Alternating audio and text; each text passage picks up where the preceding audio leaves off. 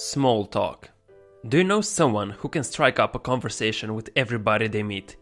Their conversations look effortless, they often get free drinks at the bar, and they make best friends anytime they go out. How do these people do it? Are they some type of social mutants? Or are they just some naturals when it comes to talking to people? They may be gifted, but they don't have some coveted secret. Instead, they've just mastered the art of small talk, that oh-so elusive skill that many people claim to hate. While a lot of small talk is based only on the fact that you're standing next to someone and have to say something, the real goal is to find common ground to spark up a conversation. First, you need to realize that small talk is not a pointless chit-chat and claim to be only interested in a real conversation. How do you get to the point of having a deeper conversation with someone in the first place? Someone you just met would be weirded out if you just walk up to them and ask, "What do you think happens after you die?" Conversation is a ladder, with small talk serving as the first few rungs. You can't leapfrog up the ladder. That would be like trying to sprint before warming up, or cooking a steak before defrosting it. Now let's look at a few things you can do to get that conversation rolling a little quicker. Sharing small details is a really good way to spark interest in a subject and start up a real conversation. Instead of responding to a simple question like, "How's it going?" with, "Good, what about you?" expand your answer with details about your day.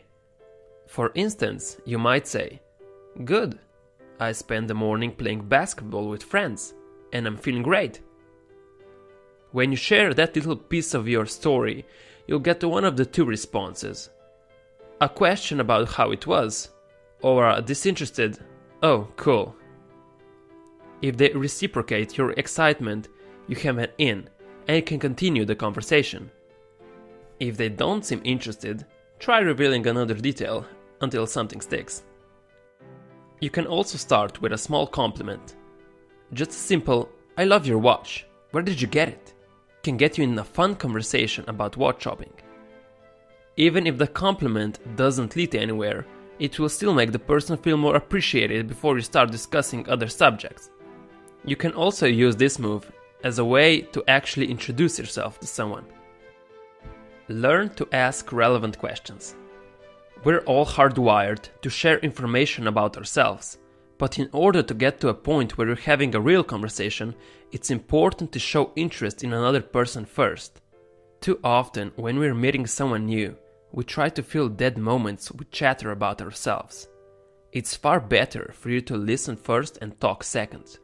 Of course, someone has to start the conversation, but if you and your companion actually listen to each other and not worry about what to say next, things will flow more naturally. Asking questions is a great way to turn small talk into a conversation. Just make sure your question is relevant to the topic at hand and not a way to turn the conversation back to you. When asking a question, make sure it's not closed-ended. A closed-ended question is answered in a short or single answer. A few examples would be, "Did you clean the house?" can be answered with a simple "no." "Did you speak to John?" can be answered with a simple yes. Closed-ended questions bring conversations to a halt. They don't invite people to elaborate, talk about themselves, or give the questioner any information. On the other hand, an open-ended question requires a full answer using the subject's own knowledge or feelings. These questions result in an answer with many words. A few examples would be, "What happened after I left? How was your day at work? What do you think about the new season of this TV show?" The main reason to use open-ended questions is to obtain deep, meaningful, and thoughtful answers. Asking questions in this way invites people to open up because you're showing that you're interested in what they have to say. So let's summarize what we just learned. Small talk leads to a deeper conversation. Share small details about yourself. Give a genuine compliment. And learn to ask open-ended questions. Thanks for watching. If you have any more small talk tips you would like to share, post them in the comments below. Don't forget to like and subscribe, and become better than yesterday.